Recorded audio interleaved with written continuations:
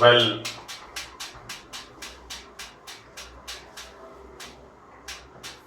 dear students, myself Dr. Ashish Garg, Associate Professor in Chemistry, SET R.N. Ruia Government College, Ramgarh Shekhawati, district Sikar, Rajasthan. बच्चों, मैं BSc part first, हमने topic start किया है रासायनिक अभिक्रियाओं की क्रियाविधि, mechanism of chemical reactions. So this is the part second. मैंने पार्ट फर्स्ट में यहां पर लिखा है, हमने पढ़ा था इस हेटेरोलाइटिक फिशन, विषमांस विखंडन, कि किस तरह से इस तरह के यौगिकों के अंदर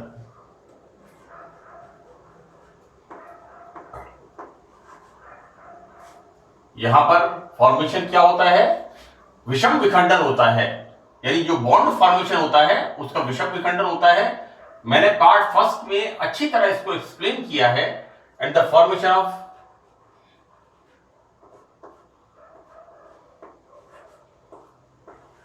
लाइक दिस, राइट। देखो बेटा, मैंने यहां पर पार्ट फर्स्ट में मैं यहां पर लिखा है कंटिन्यू पार्ट फर्स्ट। तो कार्बोकैटायन के स्थायित्व को दो फैक्टर्स प्रभावित करते हैं। पहला यहां पर था इंडक्टिव इफेक्ट, ये मैंने पार्ट फर्स्ट में अच्छी तरह डिस्कस किया है कि किस तरह से कार्बोकैटायन बनता है और उसको प्रेरण प्रभाव प्रभावित करता है। इंडक्टिव इफेक्ट यहां पर इसको प्रभावित करता है। बच्चों, this is the second effect. मैंने यहां लिखा था दो फैक्टर्स। पहला फैक्टर था इंडक्टिव इफेक्ट, जो मैंने इसके पार्ट फर्स्ट में डिस्कस किया है। सेकंड इफेक्ट रेजोनेंस या हाइपर कंजुगेशन, अनुनाद या अति संयोगन प्रभाव। बच्चों, कोशिश मैंने ये की है कि अंग्रेजी माध्यम और हिंदी माध्यम दोनों बच्चों को मेरे लेक्चर्स का लाभ पहुंचे। This is the resonance and hyper conjugation effect. देखो बेटा, हम क्या देखते हैं कि अनुनाद कब होगा, या अनुनाद जब होगा तो हाइपर कंजुगेशन होगा, अति संयोगन होगा, कि कार्बोकैटायन में बीटा हाइड्रोजन एटम के कारण अति संयुग्मन द्वारा अनुनाद संभव है। देखो बेटा, यहां पर देखते हैं हम कि ये क्या है, this is the primary carbocation, right. अब ये जो इसके साथ लगा हुआ ग्रुप है, ये जो मिथाइल ग्रुप है, ये किस तरह से इसके साथ हाइपर कंजुगेशन करता है। देखो, मैंने आपको ये बताया बच्चों कि मिथाइल ग्रुप जो होता है इसका कैसा इफेक्ट होता है, प्लस आई इंडक्टिव इफेक्ट, राइट। लेकिन यहां पर हाइपर कंजुगेशन इफेक्ट को हम कैसे बताएंगे, है ना। तो यहां पर क्या होता है कि इसके बाद ये वाले कार्बन, और यहां पर this is the beta carbon, ये जो कार्बोनियम आयन है, इसके बाद next carbon beta carbon, and this is the beta hydrogen. ये बीटा हाइड्रोजन किस प्रकार हाइपर कंजुगेशन इफेक्ट डालते हैं। देखो बेटा, क्या होता है कि ये जो कार्बोनियम आयन है, यहां पर जो इलेक्ट्रॉन न्यूनता आती है, तो क्या होता है कि एक बार एक बीटा हाइड्रोजन अपने इलेक्ट्रॉन देता है लाइक दिस, दूसरा इसमें क्या होता है, फिर ये देता है, फॉर्मेशन ऑफ दिस, यहां पर बॉन्ड हमारा क्लियर है। और तीसरे में क्या देखते हैं हम, किस प्रकार तीसरा बीटा हाइड्रोजन एटम यहां पर इलेक्ट्रॉन देता है। और यहां पर ये जो मैंने आपको बताया ना कि carbonium ion, primary carbonium ion, मैंने ये एग्जांपल प्राइमरी कार्बोनियम आयन का लिया है कि किस तरह से प्राइमरी कार्बोनियम आयन में ये जो इलेक्ट्रॉन्स की कमी है, इसको ये मैथिल समूह पूरा करता है, राइट। तो एक तो इसका मैंने बताया आपको प्लस आई इंडक्टिव इफेक्ट, जो मैंने आपको यहां पर पार्ट फर्स्ट में बताया था। लेकिन यहां पर हम बात कर रहे हैं हाइपर कंजुगेशन की। तो बेटा, यहां पर क्या है कि कार्बोकैटायन में बीटा हाइड्रोजन एटम के कारण अति संयुग्मन के द्वारा अनुनाद संभव है।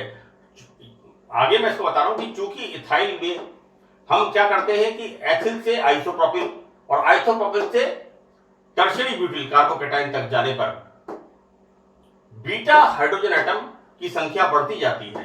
देखो बेटा, ये क्या है, पहला वाला ethyl carbocation, clear.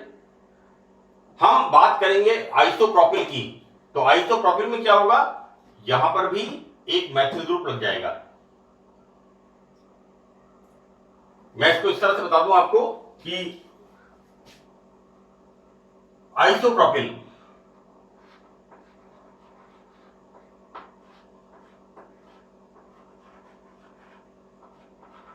Like this,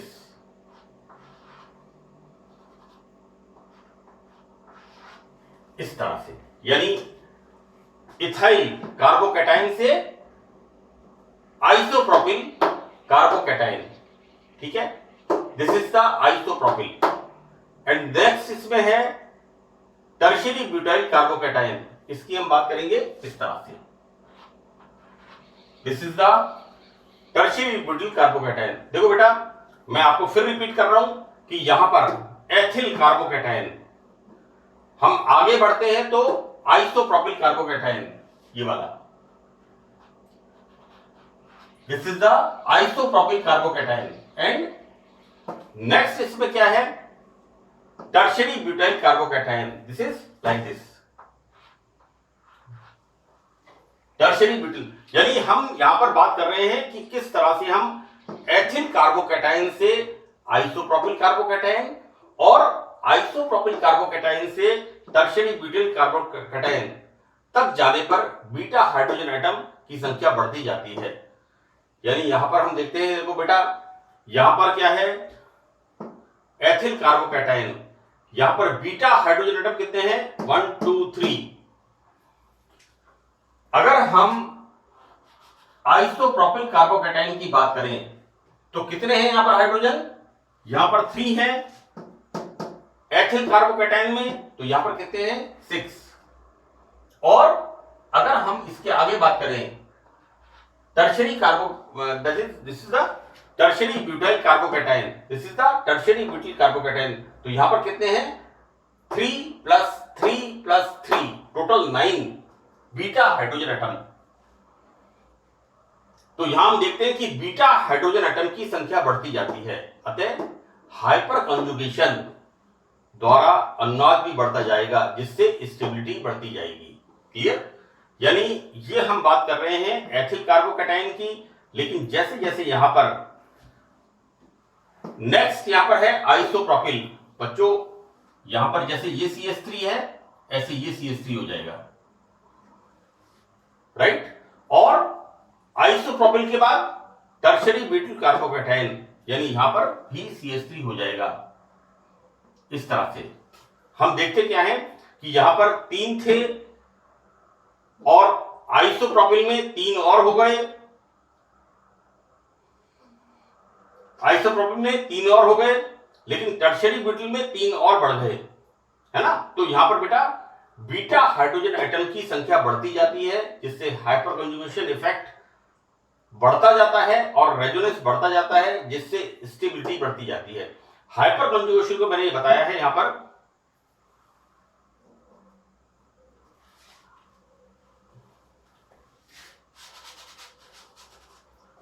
मैंने हाइपर कंजुगेशन को बताया है कि किस तरह से इस मैथिल ग्रुप का हाइपर कंजुगेशन इफेक्ट होगा। देखो बेटा, इसके रेस्पेक्ट में ये बीटा कार्बन और बीटा कार्बन पर beta hydrogen, beta hydrogen, beta hydrogen, तो किस तरह से यहां पर एक इसकी इलेक्ट्रॉन न्यूनता को कम करेगा, दूसरा हाइड्रोजन इस प्रकार करेगा और तीसरा हाइड्रोजन इस प्रकार करेगा, राइट। तो बच्चों, जब कहने का मतलब यह है कि यहां पर हम ये देखते हैं कि एथिल से आइसोप्रोपिल और आइसोप्रोपिल से आइसोब्यूटिल कार्बोकैटायन तक जाने पर बीटा हाइड्रोजन एटम की संख्या बढ़ती जाती है, तो हाइपर कंजुगेशन इफेक्ट बढ़ेगा, और हाइपर कंजुगेशन इफेक्ट बढ़ेगा तो रेजोनेंस बढ़ेगा, और रेजोनेंस बढ़ेगा तो स्टेबिलिटी बढ़ती जाएगी।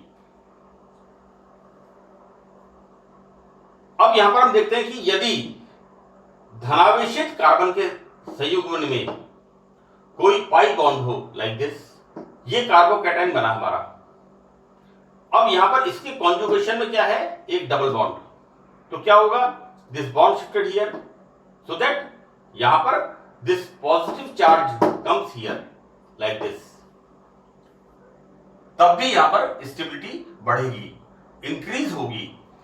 नेक्स्ट हम देखते हैं यहां पर benzyl कार्बो, this is benzyl carbocation. बच्चों दिस इज द C6H5CH2, ये कौन सा ग्रुप है हमारा, benzyl group. This is the carbocation. हम क्या देखते हैं यहां पर, दिस बॉन्ड शिफ्टेड हियर,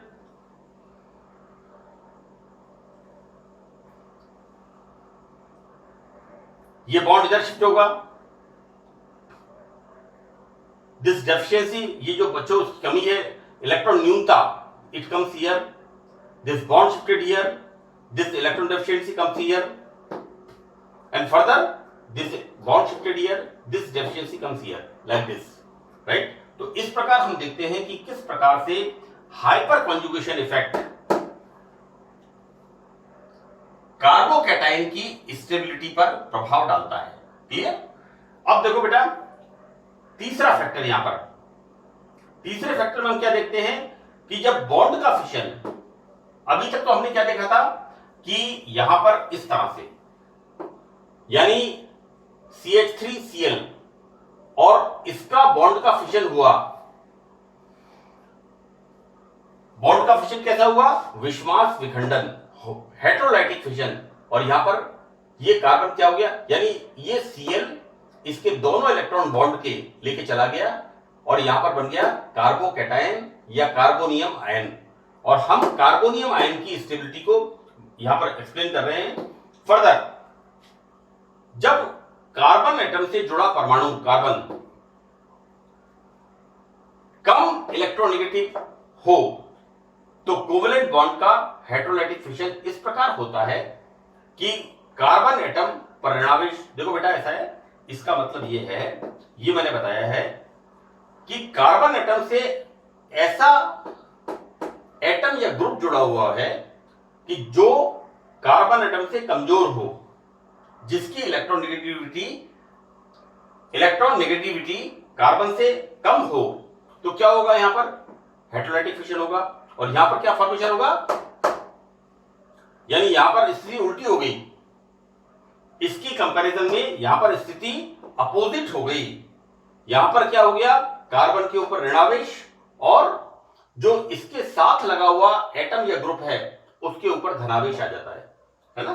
तो बेटा यहां पर जब कार्बन एटम से जुड़ा परमाणु कार्बन से कम इलेक्ट्रोनेगेटिव हो, यानी कार्बन से जुड़ा हुआ परमाणु कार्बन से कम इलेक्ट्रोनेगेटिव होता है, तो हेटेरोलाइटिक फिशन इस तरह से होता है, यानी कार्बन के ऊपर तो ऋणावेश और जो कार्बन से लगा हुआ समूह है उसके ऊपर आ जाता है धनावेश।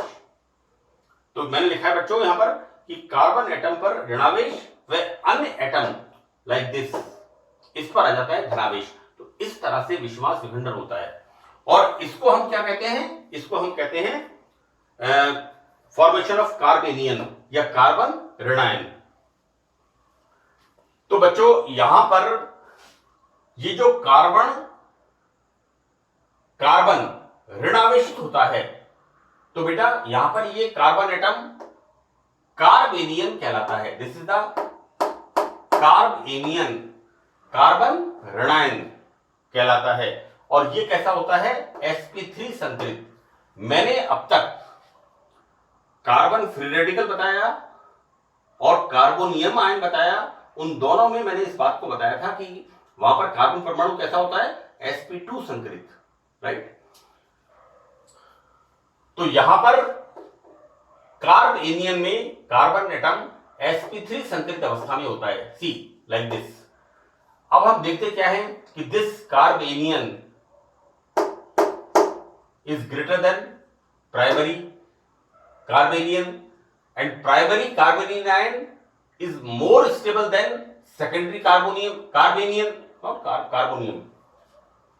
यहां पर हम बात कर रहे हैं कार्बेनियन की स्टेबिलिटी का, क्लियर।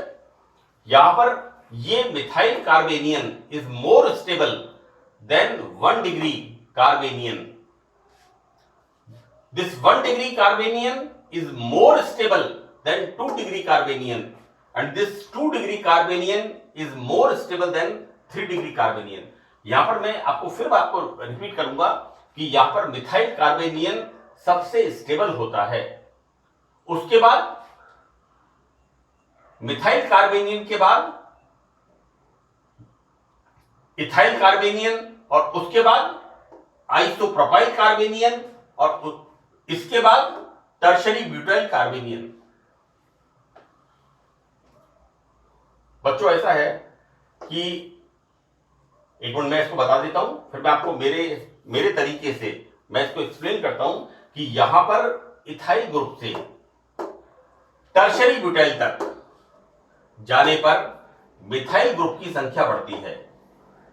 यानी मिथाइल ग्रुप का मतलब हुआ देने वाला समूह जिसका कि प्लस आई इंडक्टिव इफेक्ट होता है. इस प्रकार मिथाइल ग्रुप का प्लस आई प्रभाव होने के कारण ऋणावेशित कार्बन पर इलेक्ट्रॉन डेंसिटी बढ़ जाती है, जिससे स्टेबिलिटी कम हो जाती है. यानी यहां पर हम बोलेंगे कि tertiary butyl carbanion is less stable, सबसे कम स्थायी होता है. फॉर एग्जाम्पल मैं अपने तरीके से इसको बताऊं कि बच्चों ये मैथिल समूह ये कैसा है, कार्बेनियन, ऋण आवेशित, इलेक्ट्रॉन रिच, इसका पेट पूरी तरह से भरा हुआ है. ये एक दावत में गया और इसका पेट पूरी तरह भरा हुआ है, राइट. दूसरे केस में हमने क्या देखा कि ये कार्बन आयन जो ऋणावेशित है, राइट, ये किसी भी दावत में अच्छी तरह से खाना खा के आया तो यहां पर इस मैथिल समूह ने कहा कि भाई मैं और तुम्हें खिलाऊंगा, तुम भूखे तो नहीं हो. भाई हम कई बार आते हैं घर पर तो हमारे जो पेरेंट्स होते हैं वो हमसे पूछते हैं कि भाई कहीं तुम भूखे तो नहीं हो, खाना खा लो. अब यहां पर क्या है, यहां पर दो शुभचिंतक है इसके. ये यहां पर ऑलरेडी दावत खा के आया है और यहां पर इसके दो मिथाइल ग्रुप इलेक्ट्रॉन देने वाले. So this is less stable, समस्या हो जाएगी इसके लिए. और यहां पर तो बच्चों स्थिति ऐसी हो गई है, टर्शरी ब्यूटिल कार्बेनियन, यहां पर तीन मैथिल ग्रुप हैं, है ना. तो यहां पर तो इसके लिए बहुत बड़ी, so it is highly unstable. यहां पर सैचुरेशन ऑफ द इलेक्ट्रॉन्स बहुत ज्यादा हो जाएगा. तो हम क्या कहते हैं कि कार्बेनियन में प्राइमरी से टर्शरी ब्यूटिल कार्बेनियन की तरफ बढ़ने पर क्या देखते हैं हम कि यहां पर स्थायित्व कम हो जाता है, यानी रिएक्टिविटी बढ़ जाती है. बिल्कुल कार्बोकैटायन का उल्टा यहां पर होता है, राइट. नेक्स्ट इसमें हम देखते हैं, यहां पर नेक्स्ट टॉपिक हमारा है यहां पर कि न्यूक्लियोफिलिक रिजेक्ट्स. बच्चों न्यूक्लियस जो होता है पॉजिटिवली चार्ज होता है, धनावेशित होता है, और ऐसे अभिकर्मक जो ऋणावेशित होते हैं. भाई न्यूक्लियस हमारा कैसा होता है, धनावेशित. तो न्यूक्लियोफिलिक यानी जो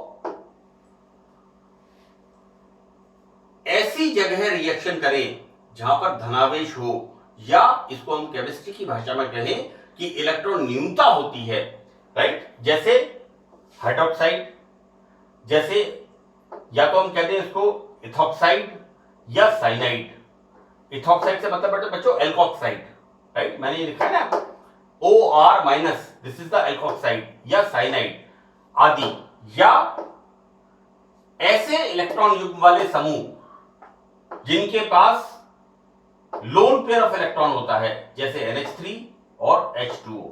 इनमें क्या है, H2O के पास दो लोन पेयर ऑफ इलेक्ट्रॉन है और NH3 के पास एक लोन पेयर ऑफ इलेक्ट्रॉन हो. अर्थात वे अभिकर्मक जो इलेक्ट्रॉन धनी हो, ऑब्वियसली इलेक्ट्रॉन धनी है. भाई बच्चों ऐसा है कि न्यूक्लियस के ऊपर धनावेश होता है, तो nucleus loving, right. Nucleus loving का मतलब क्या हुआ, भाई जहां इलेक्ट्रॉन्स की कमी है, अगर वहां पर कोई रिएजेंट जाता है तो वो ऑब्वियसली रिच होगा, यानी कैसा होगा, न्यूक्लियोफाइल, इलेक्ट्रॉन रिच होगा, इलेक्ट्रॉन न्यूक्लियस लविंग। मैं इसको बताऊंगा आगे आपको कि यहां पर असहभाजित इलेक्ट्रॉन युग्म वाले उदासीन अणु लाइक अमोनिया, लाइक वाटर, अर्थात वे अभिकर्मक जो इलेक्ट्रॉन धनी हो, यहां पर सी बच्चों न्यूक्लियस लविंग, यहां पर है न्यूक्लियोफाइल, राइट, यानी यहां पर मैंने आपको आगे बताया इसमें कि न्यूक्लियो का मतलब है न्यूक्लियस और पॉजिटिव चार्ज, और फाइल का मतलब है लविंग, अर्थात ऐसे रिएजेंट्स जो इलेक्ट्रॉन रिच होते हैं वो इलेक्ट्रॉन जहां पर कम होते हैं वहां पर रिएक्शन करते हैं। क्लियर? तो हम देखते क्या है कि हाइड्रोक्साइड, एल्कोक्सी, मिथॉक्सी, इथॉक्सी, आइसोप्रोपॉक्सी, बहुत सारे इसके कैटलिस्ट बनते हैं। यहां पर साइनाइड, ये सब क्या है, इलेक्ट्रॉन रिच, और ऐसे neutral molecules like ammonia and water, तो ये क्या करते हैं बच्चों, वे अभिकर्मक जो इलेक्ट्रॉन रिच होते हैं तो ऐसे केंद्र को आकर्षित करते हैं जो कि धनावेशित, जो बच्चों इलेक्ट्रॉन पुअर होते हैं, है ना, तो ऐसे अभिकर्मकों को हम कहते हैं न्यूक्लियोफाइल, राइट। तो मैंने ये टॉपिक लिखा है बच्चों न्यूक्लियोफिलिक रीजेंट्स, न्यूक्लियोफिलिक रीजेंट्स, और इसको मैंने अच्छी तरह से एक्सप्लेन करने की कोशिश की है। यहां पर एग्जांपल्स इसके हैं एनायन, एनायन में कौन सा है, hydroxide, alkoxy, cyanide, and this is SO2OH minus. Here, unshared paired electron वाले उदासीन अणु like water, ammonia, sorry, alcohol, water, alcohol, ammonia and ether. Ether में भी क्या होता है, ऑक्सीजन जो होता है उसके पास 2 लोन पेयर ऑफ इलेक्ट्रॉन्स होते हैं, राइट। तो these are the nucleophilic reagents. Now further, these are the electrophilic reagents. तो बच्चों हम यहां पर क्या देखते हैं कि वे अभिकर्मक जो या तो धनावेशित हैं, बच्चों इलेक्ट्रो माने इलेक्ट्रॉन और फिलिक माने electrons loving. Obviously electron loving कौन होगा, जो इलेक्ट्रॉन डेफिशिएंट होगा, इलेक्ट्रॉन न्यून होगा। हम देखते हैं कि जैसे hydroxonium, nitronium, Cl+, sulphonium, bromonium, chloronium, ammonium, number of आदि या तो अपूर्ण अष्टक वाले उदासीन अणु होते हैं। अतः ऐसे केंद्रों को आकर्षित करते हैं जो या तो ऋणावेशित होते हैं। देखो बेटा, इलेक्ट्रॉन लविंग किसको आकर्षित करेगा,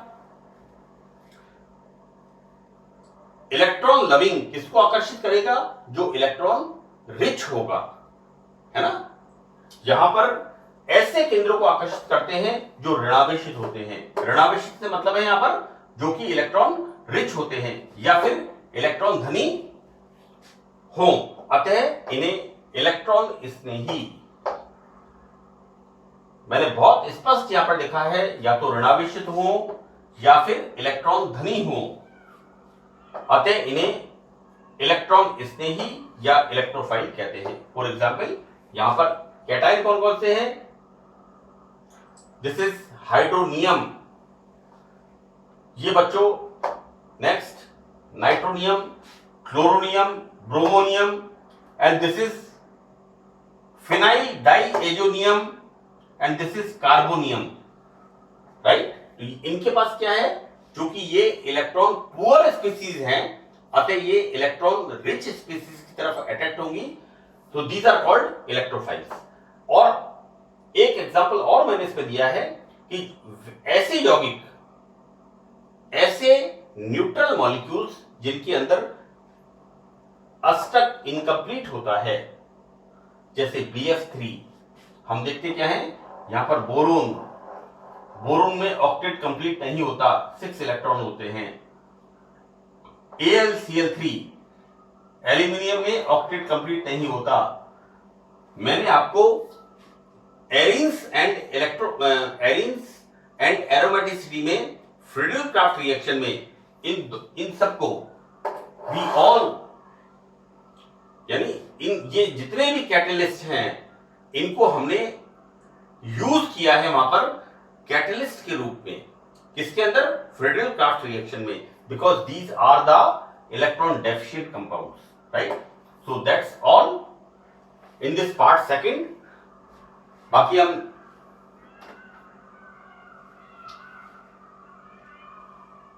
मैकेनिज्म ऑफ केमिकल रिएक्शन बाकी हम नेक्स्ट पार्ट में स्टडी करेंगे।